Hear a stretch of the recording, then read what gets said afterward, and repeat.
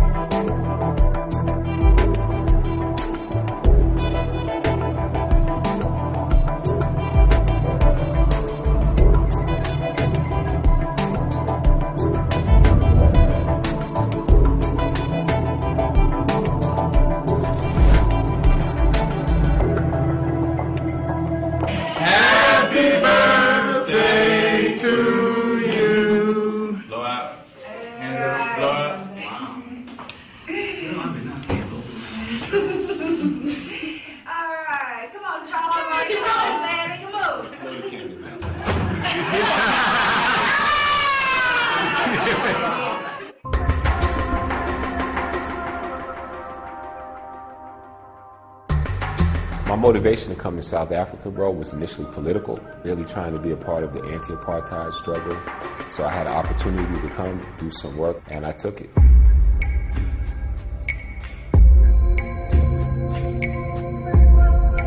So when we talk about leadership, emotional intelligence, and dynamic customer service, we're talking about you. One of the first things I recognized when I got to South Africa was that there was a big need for the work that I do, which to a large extent focuses on helping people to build their self-esteem and confidence to accomplish whatever it is that they're trying to do in life. Did anything stand out for you, Sipho? I echoed my sentiments that I felt like I was made a fool.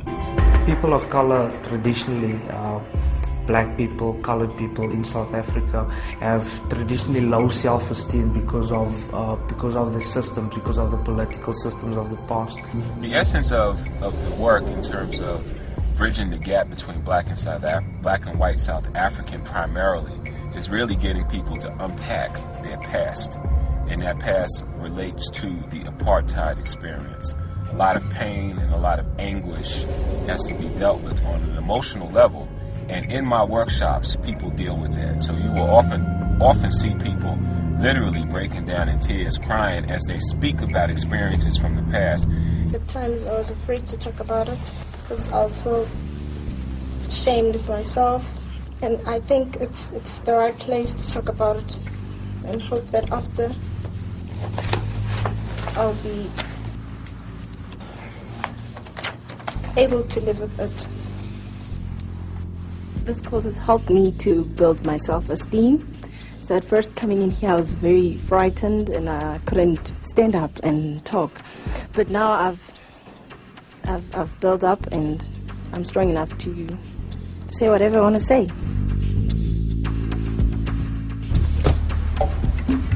The nature of the training program that I'm doing here is really dealing with the conflict that has arisen between more senior white managers and a majority black staff. Kunjani Sisi. All right. Listen, the training, I'm going to step up. Just came to check on the training. I'm going to go upstairs in a minute. But I wanted to just talk to you for a minute about how you feel the training is going. We've had instances of managers who came in here and, you have to approach them in a certain way, because they come from a different organization where you respect someone because of their position. And we're saying it's not really because of your position, it's how you interact. You actually earn that respect. If you could imagine managers that are kind of coming from an old school way of managing, if you will, more hierarchical. And if you look at African culture, which is much more participative, there's something called Ubuntu, which is really talking about people working together. The old hierarchical way of managing doesn't really go over well in the new South Africa. A reality in South Africa is the fact that we come out of cloistered environments, out of silos. And if we don't break down some of the inhibitions that we have and learn to relate to each other, then we cannot sort of realize our full potential. The South African history, I don't think, is that much different from what the black African Americans have been through. So he could relate to the issues that we were going through. So for me, it was a benefit having someone like Charles Henderson run the program for us. My mission in life is to take the things that I have learned in my life and to share that with others in a way that enables them to improve the quality of their lives, both personally and professionally. That's my mission. And when I talk about what I have learned in my life, I'm not just talking about what I learned at Harvard Business School. I'm talking about what I learned on the corner of Lenox Avenue in Harlem when I was shooting dope at the age of 16. So there's a lot of things that I have learned in my experience that enable me to do what I do. And truth be told, a very small part of it was picked up at Harvard Business School. Harlem has a lot of significance in my life because it was here that I got my early education in street life. At the age of 14, 15, I was coming down here with my friends buying drugs, heroin and cocaine. By the time we were 16, we were using it intravenously, being chased by the police, stuck up at gunpoint, stuck up at knife point, incarcerated in the precinct on 135th Street. So yeah, there's a lot of memories, most of them bad.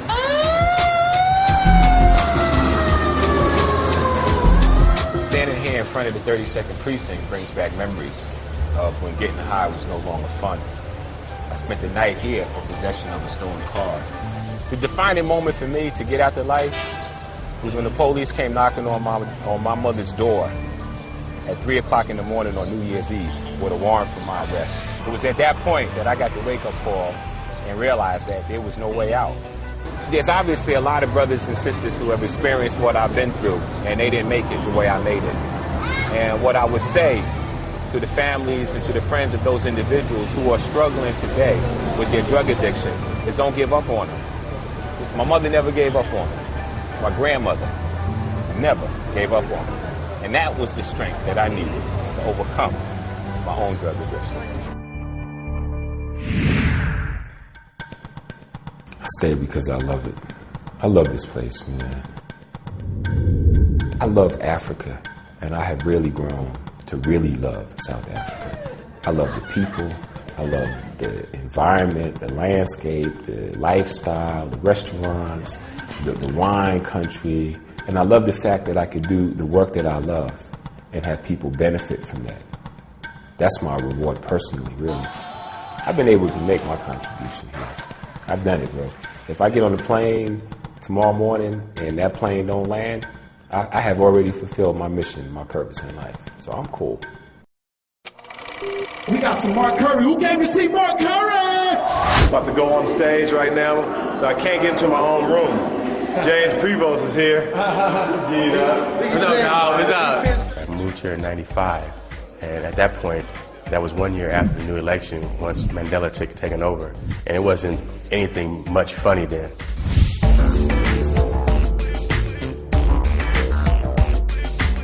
I thought that bringing comedy would help heal negative wounds from the past of apartheid. At which point did black people decide to go from here to here? I wanted to go to Africa because I didn't think Africa was the way it was being portrayed in the United States. So I decided I want to come and investigate. I came on a trade mission with the then mayor of Atlanta, Bill Campbell. I would say, what was it, 94, 95, there wasn't anything nice being shown about Africa at all. They barely even showed an office building or a house. So now you see different images, but the only images we were able to capture back then was the jungle, the zebra, the guy running butt naked with a spear. Those are the things that we only had, but I knew there was more to be found. So I came over, and to my surprise, it was incredible, and then I moved over.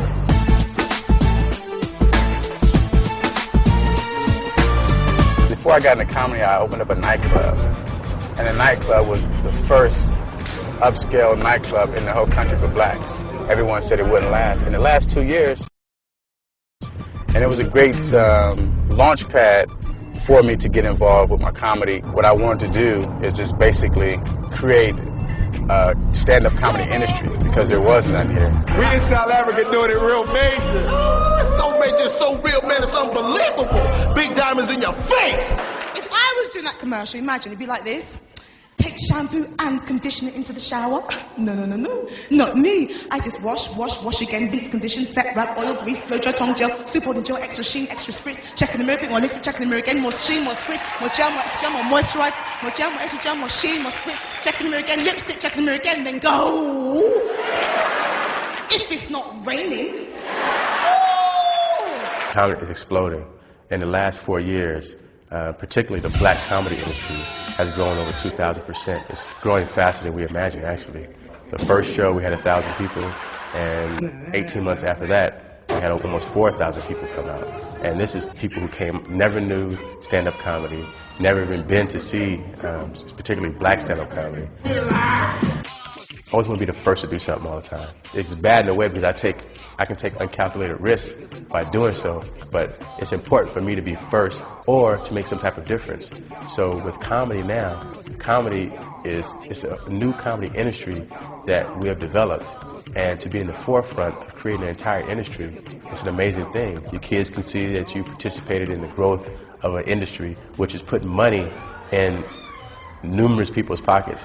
Our comedians grew from maybe 10 4 years ago to now, there's probably over 100 black comedians here, good and bad, but they're making money. Some of them are getting corporate gigs that pay them, nice amount of change.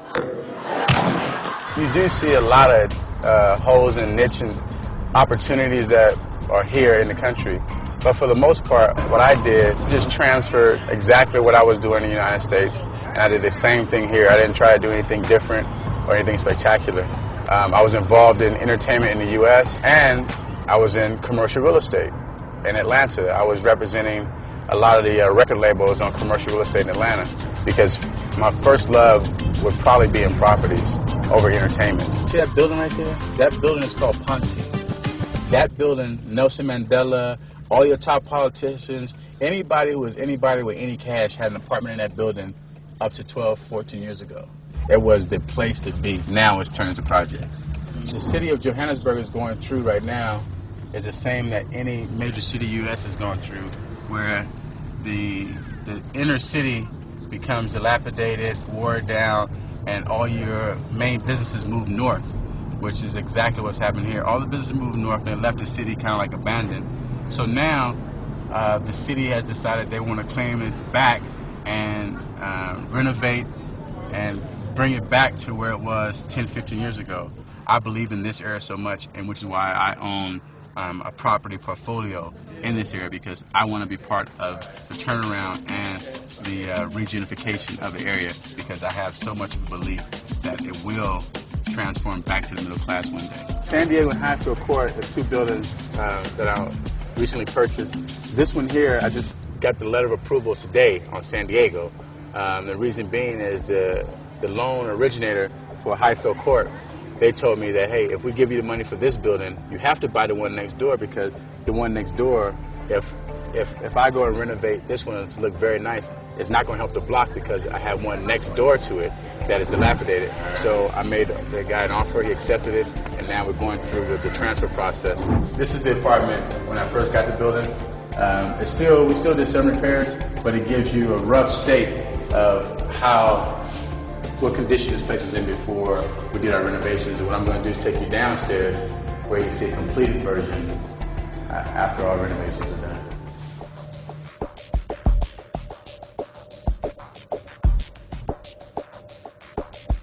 Okay, here what we have is a completed version of my renovation. Upstairs you saw a raw shell as it was when I bought the building. Now this is the completed version. We stripped the floors, varnished the floors, and we added ceramic tiles in the kitchen and bathroom, which gives it an upmarket appeal for the young professional that we're targeting. Hey, we all grew up in the ghetto. It ain't anything we're scared of. And if I can add a hand to the transformation, then and then it's all for the good. This neighborhood is one of those things that the majority of people in the country don't believe in. I'm betting on black. I'm betting that this is going to turn around and that it'll be a profitable thing in the future for me. In 1996, I was here 1 year, and believe it or not, I was sitting down having lunch with Mandela. And I didn't have a pot to piss in or a window to throw it out of them. But I was sitting down having dialogue with the president of the country. Now, can that happen in the U.S.? Probably not. But here in Africa, anything is possible. Women must make strides in Africa in order for Africa to succeed.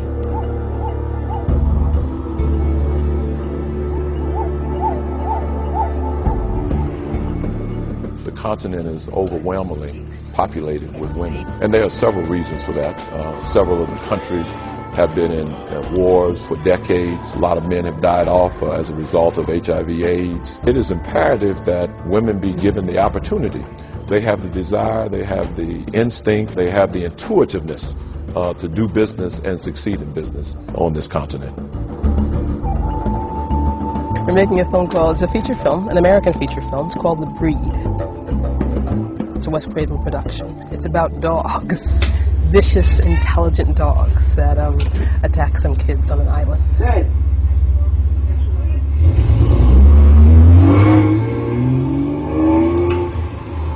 That's the fake dog, guys. That's the fake one. The film industry in South Africa is very wide. I think that the thing right now is just overcoming the racial divide, because that skills transfer has to take place. And right now, the white people are the ones who have most of those skills. So we just have to make sure that some of those are passed on to black folks. And it's very important for the industry, because in this country you always hear people saying, oh, there's not enough unit managers, there's not enough line producers, there's not enough this, that. And the thing is because they're only relying on 20% of the population to fill those jobs, Once you start training black folks, there's not going to be a shortage of anybody. Jenny, are you ready to die? So ready. It would have been very difficult for me to accomplish the same degree of success in the States that I've been able to accomplish here in South Africa. And that's because my skin color was not a barrier. And in the States, it always is. Here, the fact that I was black actually helped me. And the fact that I had a really good resume when I got here was all that mattered, actually. So they looked at my resume and they said, wow, this girl's done something. Black filmmakers in the States should get in touch with filmmakers here. So if they have a project, they should think about coming and shooting it over here. Because we've got qualified crew, we've got equipment, and as you'll be able to see from walking around the country, it's beautiful here. It'd be really great if we could have more of a black American and black South African kind of skills exchange. I think the results would be fabulous. I'm a gemologist and a diamond trader. They were not accustomed to seeing women in the diamond business. So the first thing they told me was, no, you're not a gemologist. It's impossible. You can't be a diamond trader. Diamond traders are Orthodox Jewish males. They are not black African American females.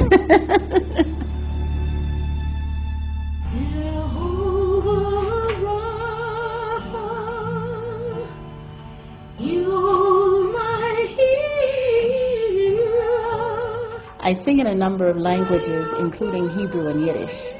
And the facility with the music, Hebrew and Yiddish music, has actually helped me gain entry into the business. In the U.S. consumer market, 25 to 35% of the consumers are from the African American community. Black people love gold. We also have an affinity for Africa and anything that is African and African in style, African in design. And yet, in any major city in the U.S., there is not a place that you can go to buy African jewelry made of precious metals and gemstones. I saw that as a niche, and that's the niche that I'm developing. So when I opened the jewelry shop, this shop is the prototype for a franchise chain. We're going to do a few more stores in South Africa, and then it's off to America. That gets me back to my family, you see. And it also gets the products of these new emerging jewelers and designers into the principal marketplace so that they can then become entrepreneurs and be self-sustaining with their talent and with the design sense that they learned from their ancestors. I used to tell people I was from South Africa. Didn't know anything about it at that time, but I told people my parents were from Johannesburg. So I think it was meant to be. Hello, welcome to Lemurian Guest Lodge, located in Houghton, South Africa, which is probably one of the most famous neighborhoods in South Africa because of our very famous neighbor, Nelson Mandela, who lives only 2 blocks from here. Houghton was founded over 100 years ago by the Jews who were in the gold and diamond business. When they just put in all the gold mines, the gold bearers moved right outside the city and they moved into Houghton, and that's where all these big mansions were built. The average stand or lot in Houghton is 1 acre. Some are larger, and the average house is maybe 10,000 square feet. There are absolutely no blacks in Houghton, but Houghton was curiously was a Jewish area. This house was built in 1938, which is one of the newer houses in Houghton.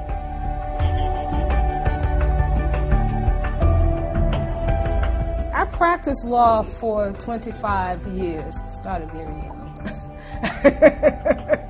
I had a very successful law practice, probably one of the most successful black lawyers in Chicago and probably in the States. I was easily pulling down $1 million a year, sometimes much more than that. And it was not hard for me to leave that life, give it up to move to Africa. And people thought I was nuts closing down a law practice like that. My plan was always to practice law until my kids got grown. And once they got grown, I had planned on stopping. And I always wanted to live in Africa. And I've been to like 27 countries in Africa. And South Africa is the first country I've been to that I really felt comfortable in and really felt I could live here. We lived 2 blocks away, and we had Lemurian Guest House then. And we bought that place in '99. Then we decided that we wanted to do something different. So we sold that place, and we came here and looked at this place. And I looked around and decided it would fit what we wanted to do. Of course, my husband looked at it and panicked. He just couldn't think of anything this place could be done because it was a wreck. It really was in bad condition. And I decided, oh no, we can do it. Now we started out, we're going to do it right. We started out, we're going to hire an architect, hire a contractor. And everybody had these issues. You know, the architect needed, get plans through City Hall. I don't know if this is through City Hall, and that could take a year. And I said, oh no, we can't wait a year to get plans through City Hall. So I said, that's okay. I'll be my own architect. I'll design it. Now, this was once an indoor swimming pool. We were getting a lot of calls for meetings and conferences, and we thought we'd get better use out of this room as a conference room. So now we're converting it to an indoor conference room. We have filled the pool, and we've put the floor in. And once the floor is in, we're going to put in underfloor heating. Then we're going to tile the entire conference room. And once we put in the chandeliers and the draperies and more windows, then it would be a very beautiful conference room. And it's already booked. It stays booked, so we've already got 4 bookings for the conference room.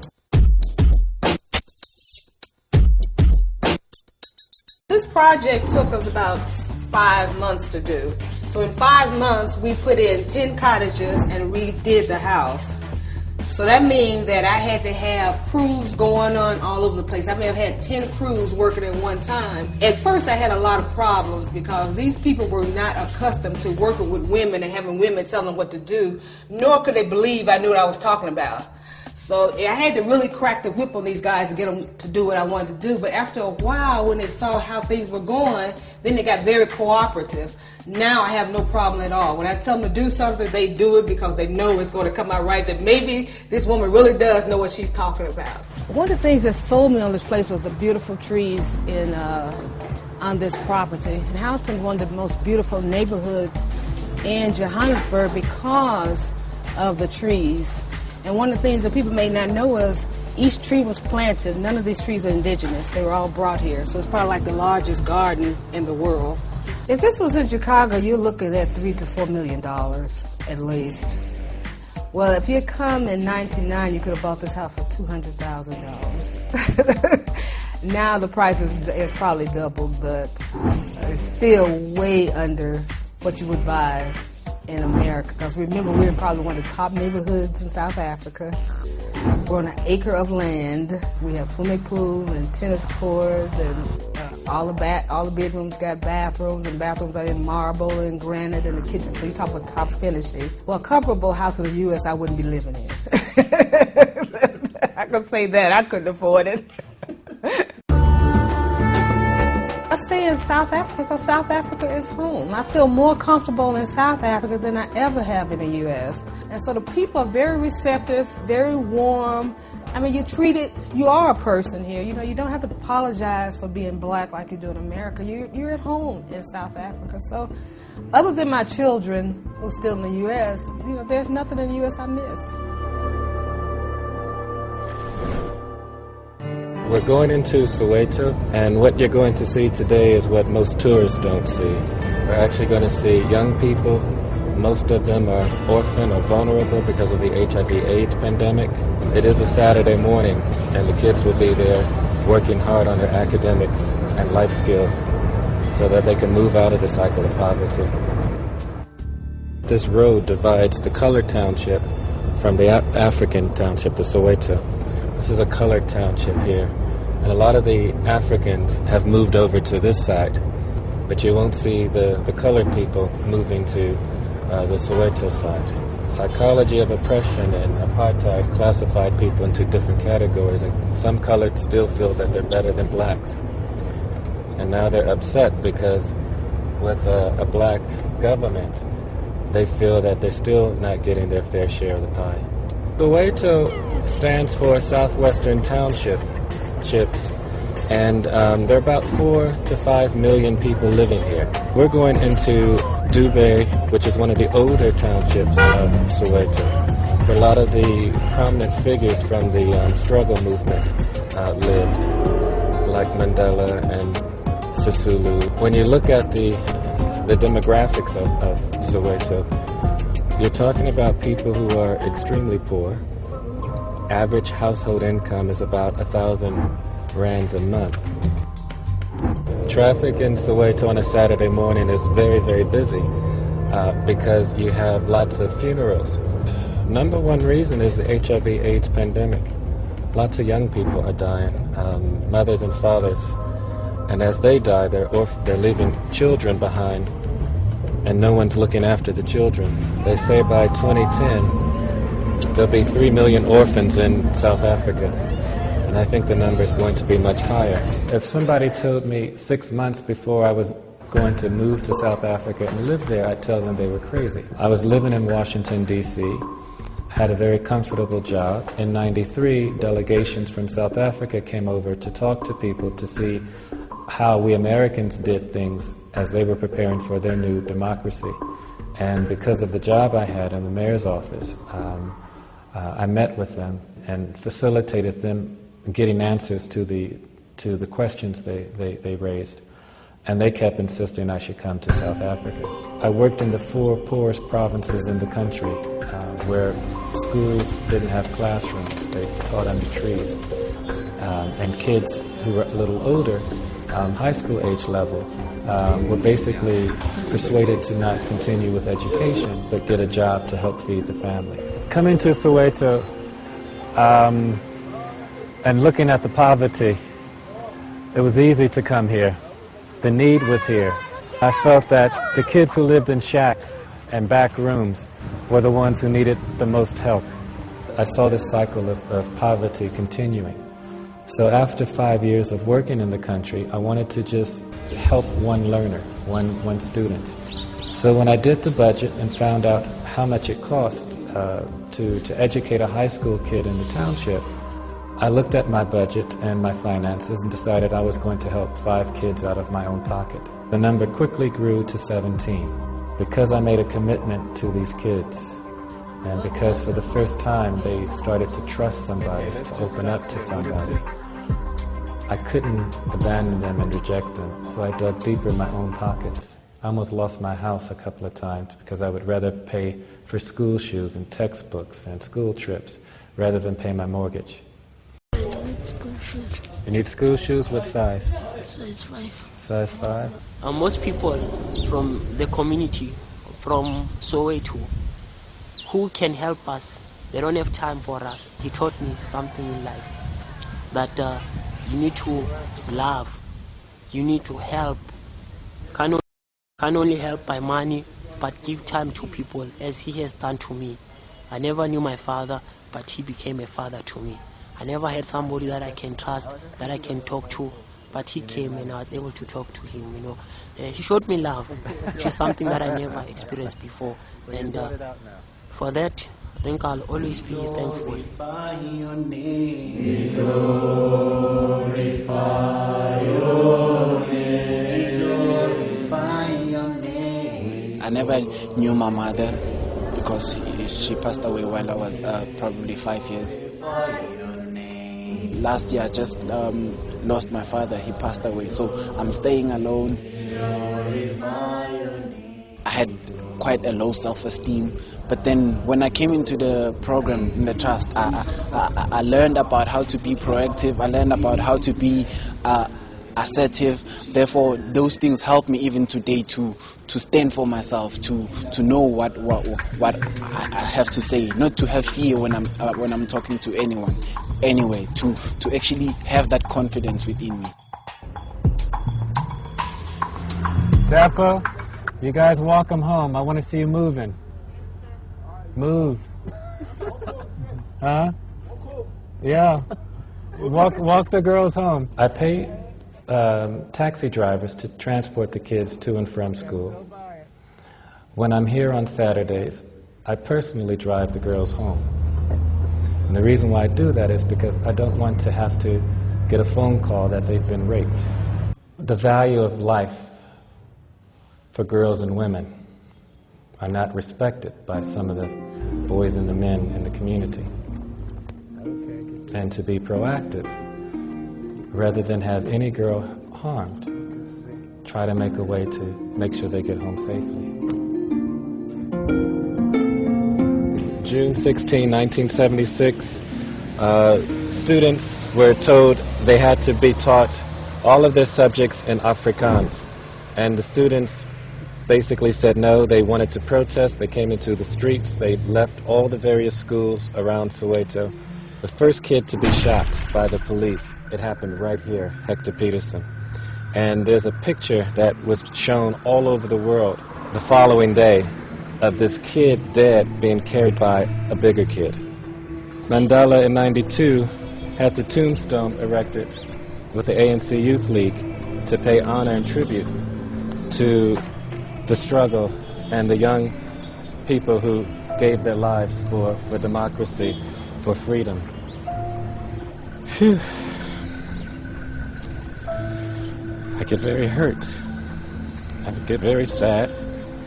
And I get frustrated because these people who died and those who survived are in their 40s and are neglecting the least of the flock, the children who are being orphaned and vulnerable because of HIV/AIDS. I got a wonderful job offer to go back to the States, Washington, D.C., but I thought about these kids and all the things that I've said to them. And if I left, what would happen to them? So that was another way of God telling me I'm stuck here. And I don't mind it at all because I love each and every one of them.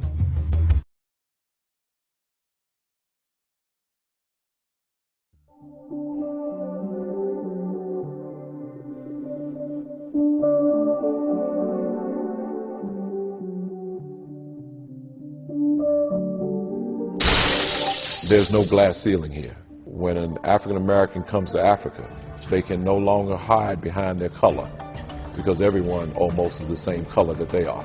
They must now reach inside their inner self and pull out the best in themselves. You want to say hi? Say hello? Say bye-bye? Imagine affirmative action with teeth. And imagine affirmative action with the government backing it wholeheartedly and being at the top of the agenda versus, here's a set-aside.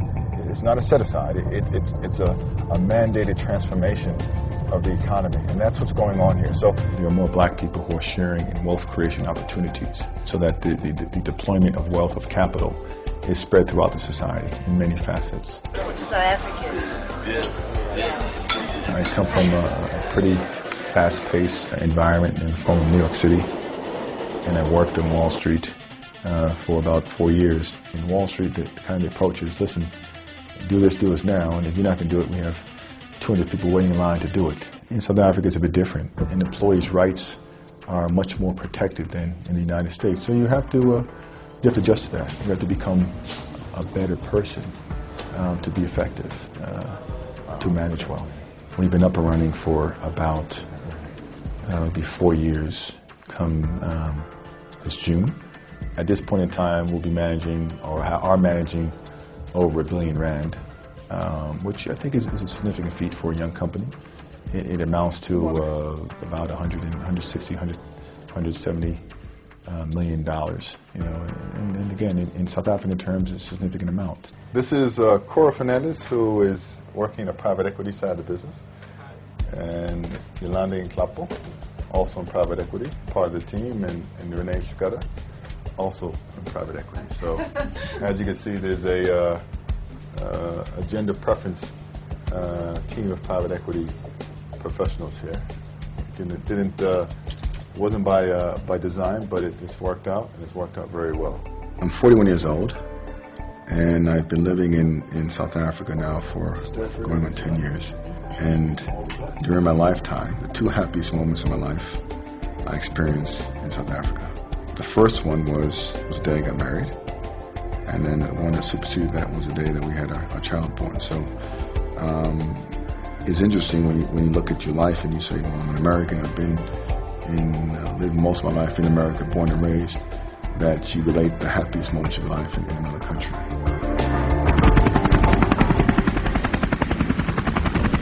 The hospitals and even the primary care and clinics in South Africa are some of the best, I believe, that are available in the world. There are roughly 44 million people in South Africa, and there are roughly 7 million families that have private insurance in South Africa. So you can see that the proportion is slightly below 20% of the population that's currently with private insurance coverage. Our company is a managed healthcare company. We are the company that is called when a patient is to be admitted into the hospital for an elective surgery. Our nursing staff and medical advisors determine whether the admission is necessary and appropriate. As my wife would say, when we visited South Africa, we saw there was an enormous opportunity to do something great here, something that would be very difficult to accomplish in the States.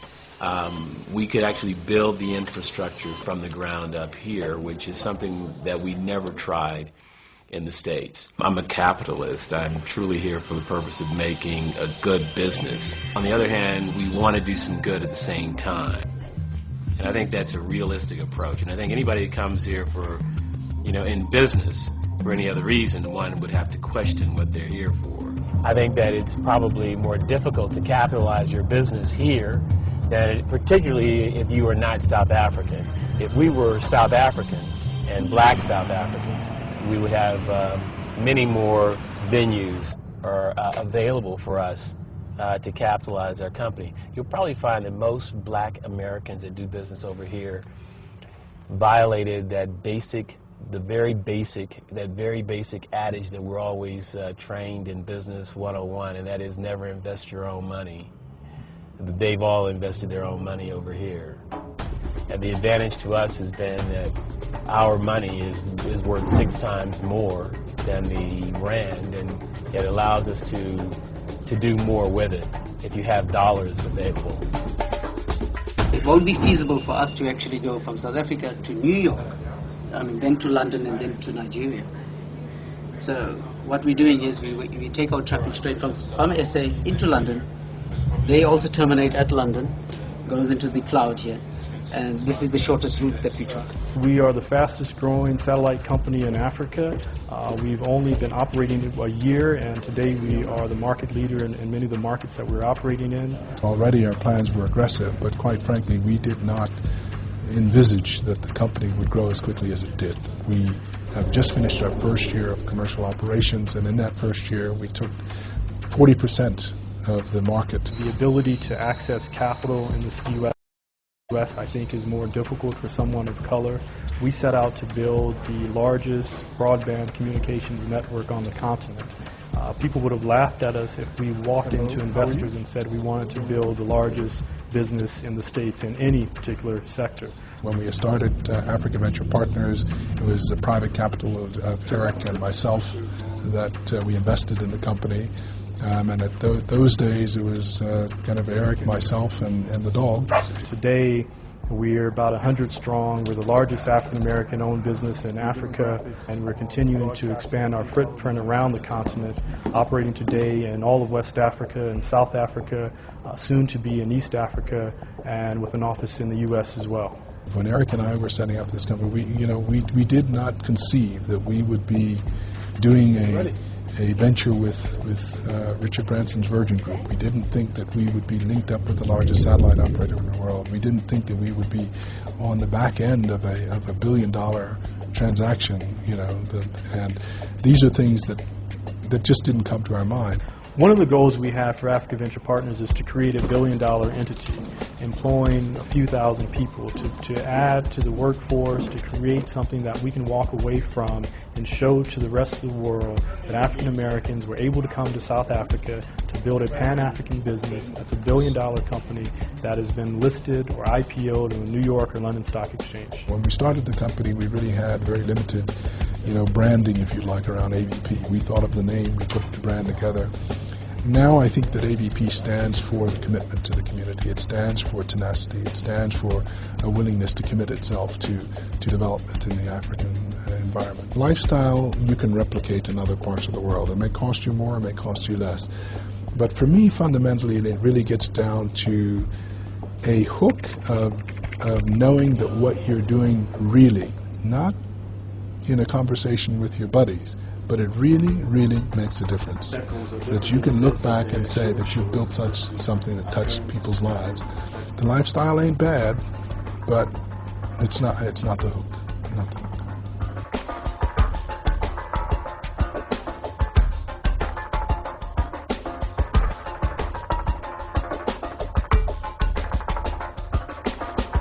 I've been traveling to Africa for almost 30 years. And I've been to 20 plus African countries. And it was clear that the ability to participate on the African continent was not something you could do on remote. After not being able to launch my World African Network in the United States, I decided that there was a greater opportunity potentially on the continent of Africa. So I decided to sell off all my assets, my cable television activity in New York and my radio stations, and bring my capital here. First of all, I'm probably the largest African American investor. I've got over $30 million invested in South Africa. We've got routing and switching, design, networking and security, service provider, storage and networking, and voice. When one comes to a new environment, one assesses the areas of potential opportunity, and certainly IT is a specialty area that we know very well.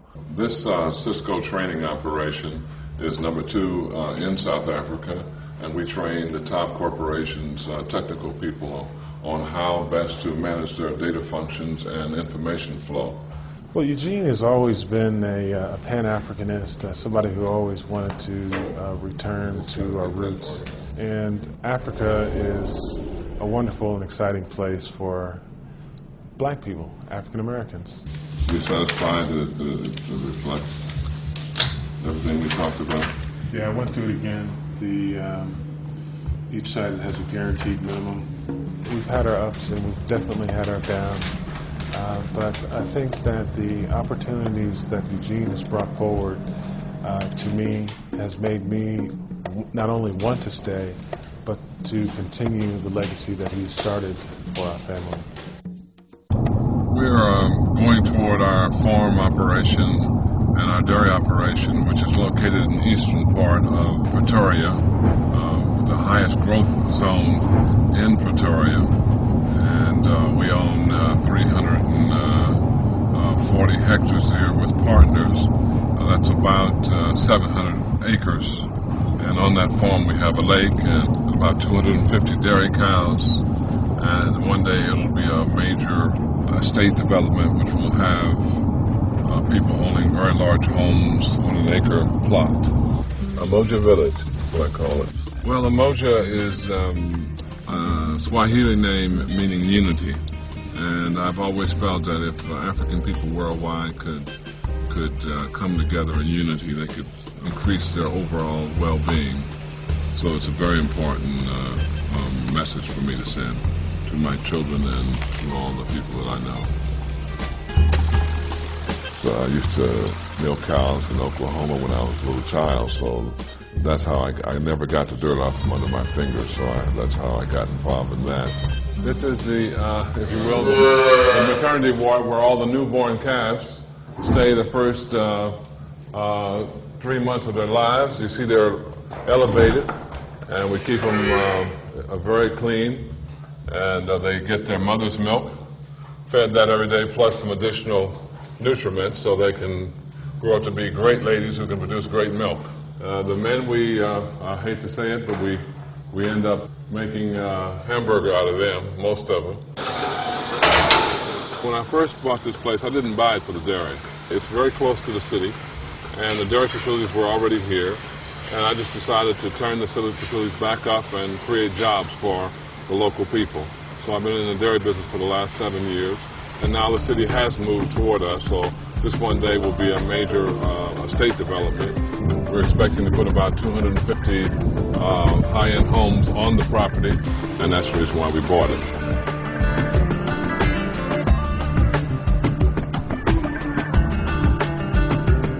That's the home I'm building.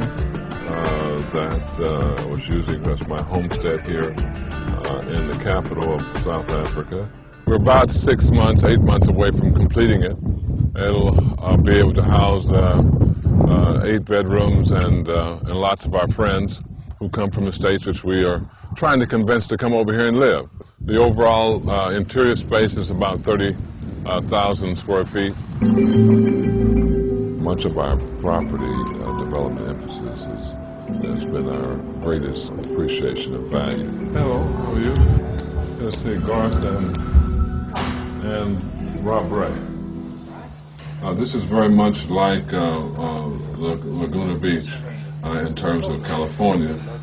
We are developing a huge mixed-use project along the ocean front near Durban in South Africa at around 500 million rand, which is close to $100 million, and something I would never have thought about doing in the United States because land access is a very difficult thing in the United States. Here, it's a new frontier. The opportunities are almost unlimited in almost every category because Africans are just now getting involved in much of the significant industries in South Africa. We often talk about the United States, you know, the man this. Well, over here, you're the man, and you're the woman. And that's a key, major shackle that lifts from the soul of the African-American experience, that you no longer have to look to another race as being over you. You are indeed the one in charge, and that's really turns the responsibility, adds new energy. I have another 30 years, 40 years to work, and I'm going to work every moment. I will die with my boots on. I'll be doing another deal on my way out. So this is a fantastic environment.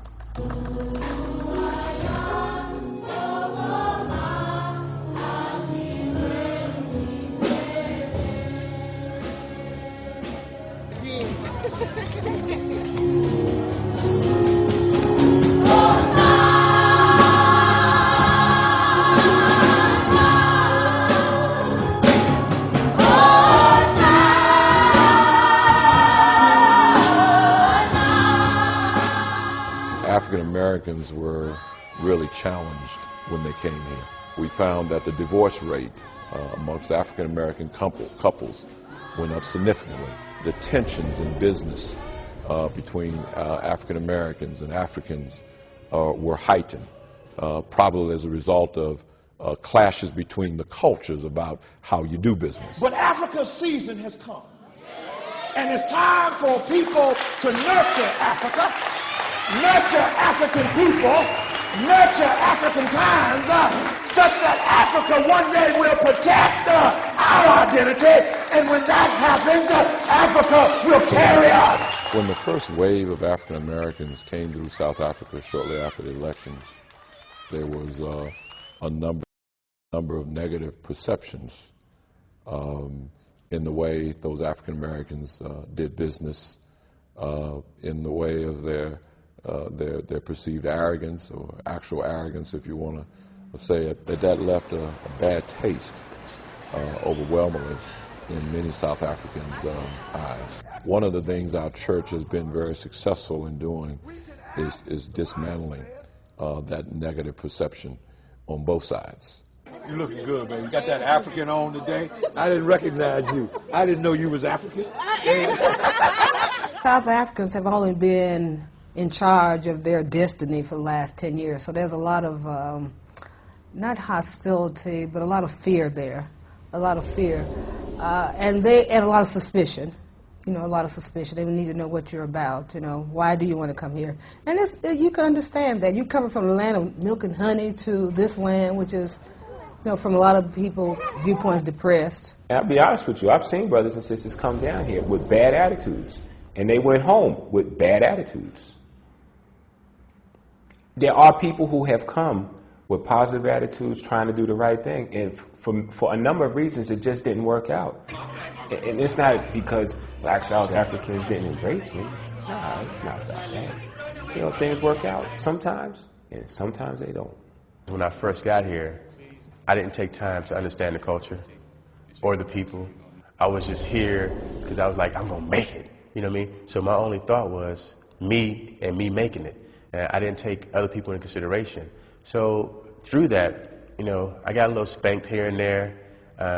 I recovered, came back with a different appeal, a different zest for it, with more respect. In the U.S., you're taught to look a guy in the eye, stand tall, shake his hand firm, walk around with self-confidence, put your chest out, stand up, you know.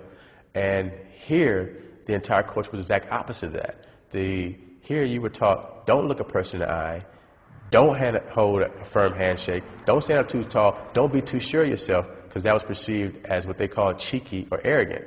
We need to address this question of xenophobia in South Africa, and in particular, xenophobia against African Americans. You find that our communities are better able to welcome people who come from Europe, white folks. And part of the miseducation, I think, that's going on is that they see those folks bringing money. A lot of folks from Europe contribute to the community development programs. So, if you like, there is a colonial mentality that is going on there. There is somewhat of a master and servant relationship. Coming over with a major multinational, there were all kinds of doors open because of the company. They weren't necessarily open to Clara, okay? And now that I'm here and convinced my husband to join me, I find that whether it's xenophobia or whatever it is, sometimes it's very difficult as an individual to find your place in South Africa. So I just don't want to leave the impression that you can get on a plane and come here, put a stake in the ground, and everything's going to be okay. When there's a new country, there are often people who have the carpetbagger syndrome, from both sides. And so lots of people came down here from the States making promises in '94 that they would be able to do this and this and this. And they had no capability at home, and they had even less capability here. So it created a potential reaction by some of the South Africans that African Americans sometimes come and make promises their bodies can't keep. We're perceived as the blacks who are coming home, and Africans, by and large, will say that this is not our home. They say that America is our home, this is not our home, and they particularly don't care for it when Americans come over here and say, hey, I'm glad to be home, it's great to be home. They kind of like shun upon those type of comments because they feel like our home is USA. If you come here, adjust your attitude towards more of a learning one rather than I'm coming here and, you know, I have this and I'm coming to give to the natives, you know, which is what I find sometimes. I would just caution people that don't come and make overpromise and don't do anything but be yourself and attempt to do what it is you do best. As long as one stays within their sphere of capability and does the things in a proper way within a level of integrity and honesty, they'll find that after a period of time, you'll find that South Africans will accept you.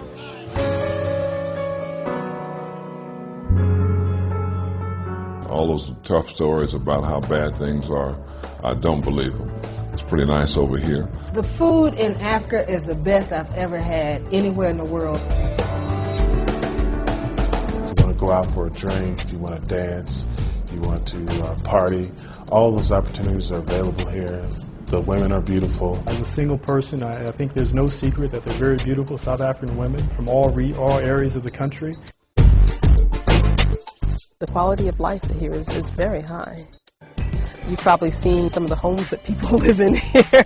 They're nice, aren't they? My name is Samantha West. I'm Daryl's wife. Daryl and I have been living here for the past 4 years.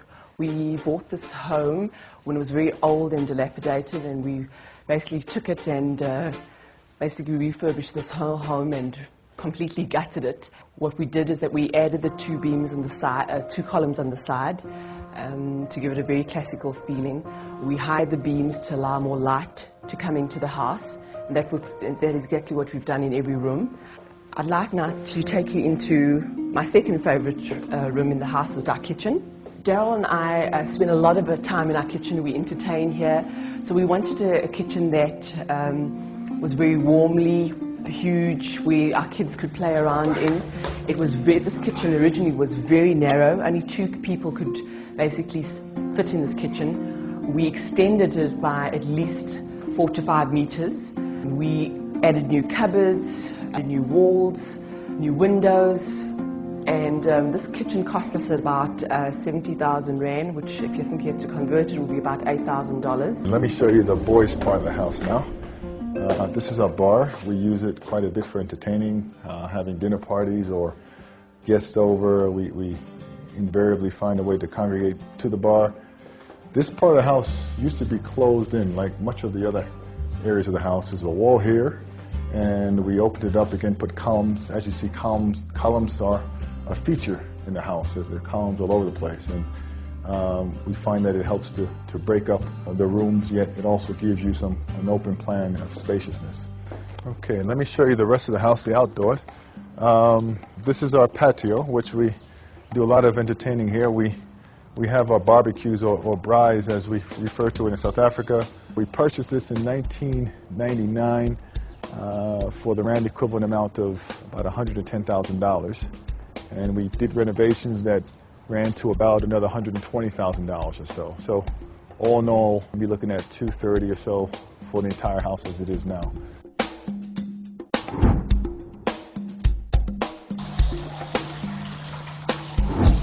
My name is Charles Henderson. Welcome to South Africa. Let me take you through my home real quick before we get the day started. You notice we got a little bit of a color scheme here, the orange and the purple in the garage. I don't know how many of you have seen a purple garage, but yes, we do have one. As we come in the front, the first color you're going to notice is purple. One of my favorite colors, and many of you may know purple is the color for royalty in Africa. I grew up in the projects, so I figure if I'm going to live in Africa, I ain't going to live in the projects. That's where I'm coming from. So yeah, I got me a nice house, man. When my mom's come to visit, she think I'm rich. She think I'm living large. It's like, yo, MTV Cribs up in the house. This is the dining room. 2 pieces of art here, actually Zulu shields, which I bought from a Zulu chief in Zululand. All this furniture was made, African furniture, made by an African brother from Ghana.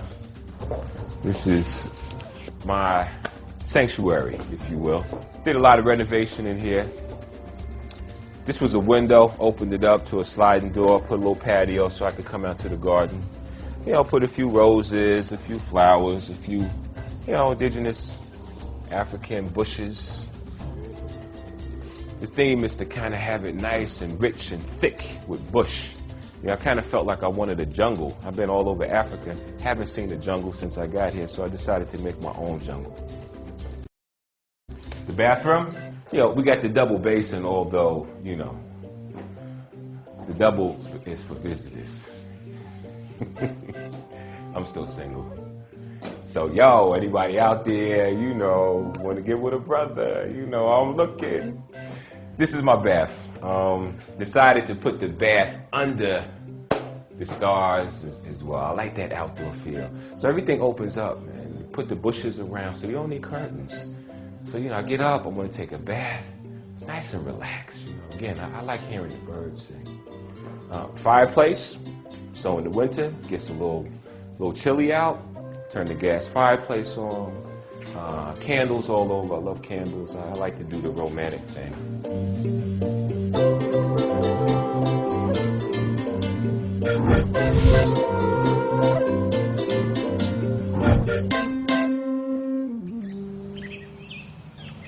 Hello, my name is Barbara Holland. I'm Jarman Holland's wife.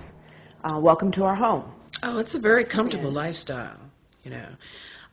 Like when we first got here, Jarman said, you know, well, I found us a house and it has a live-in maid. I said, a live-in maid? I'd never had a live-in maid, you know, before, you know. But they actually build houses here with live-in facilities. Every house is built with a live-in facility, which is something that isn't done in the States. Now, here in the living room, I designed all the furniture that went into this living room.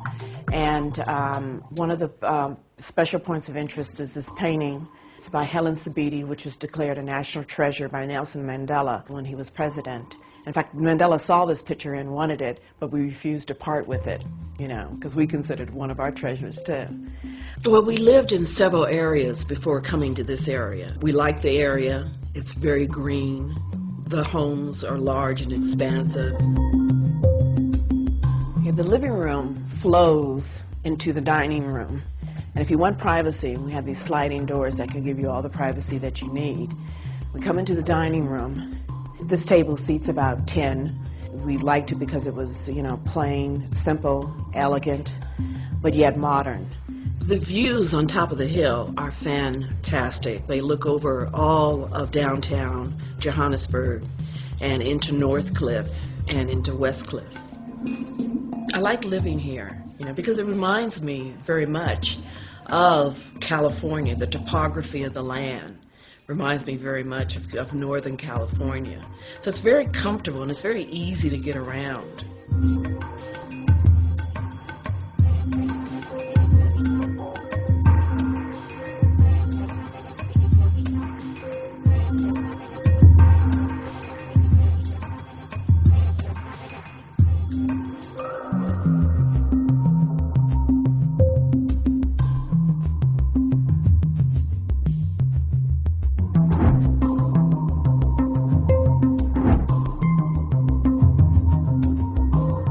Well, we've come a long way from the States, but we hope you enjoyed the tour, and thank you for visiting with us. Sabona, welcome. That means welcome in Zulu. Let me show you my home.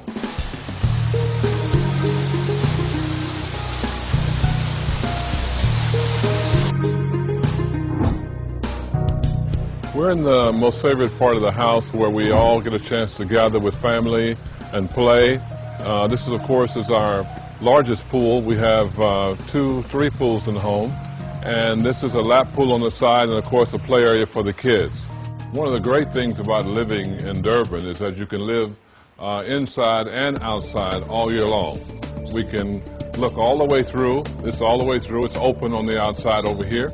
And indeed, on this side, we are able to open this side up and capture the essence of living indoors and outside at the same time. And one of the great things about living in this part of Durban is that we're up on the hills, like in Sausalito or high up in Beverly Hills. We have our hills. The mural up there has a helicopter in it. The previous owner owned a helicopter on the heliport on top of the house. But this is my pride and joy. It took about 1.5 years to make this staircase out of pewter.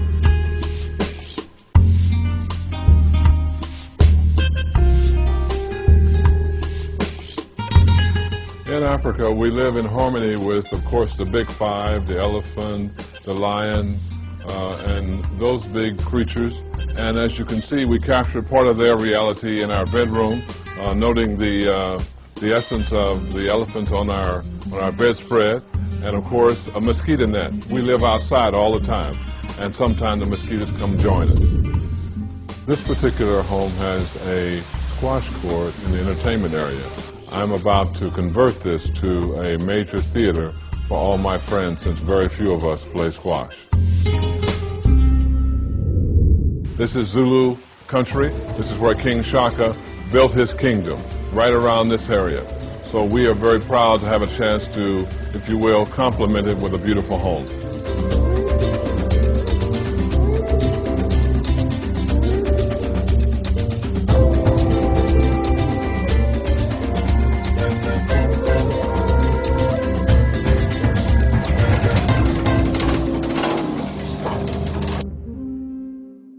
Don't come to South Africa expecting someone to give you something. It's very difficult to get a job here if you're an African American.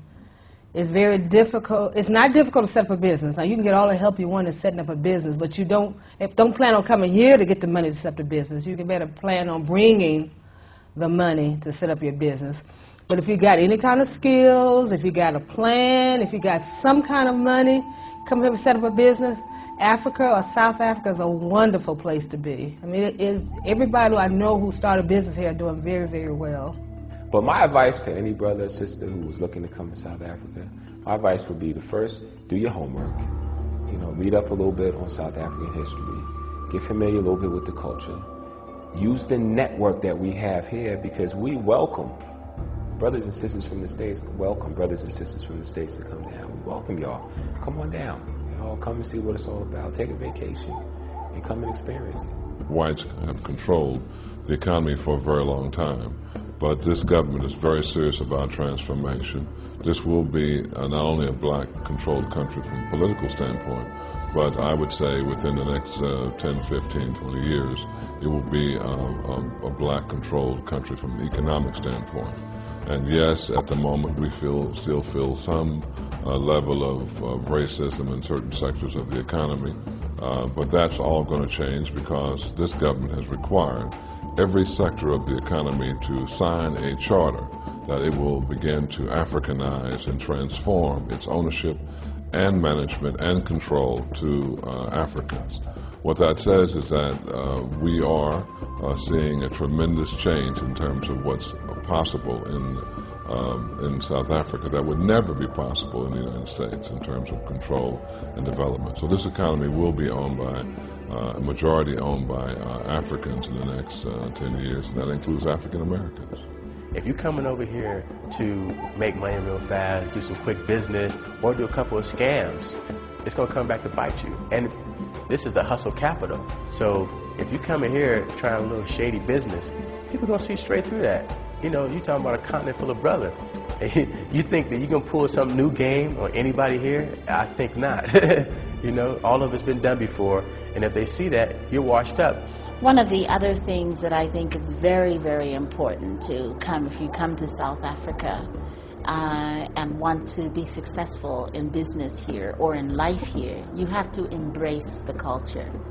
And this again goes to the ugly American. The ugly American is considered ugly because they want everything and expect everything to work exactly the way it works in America.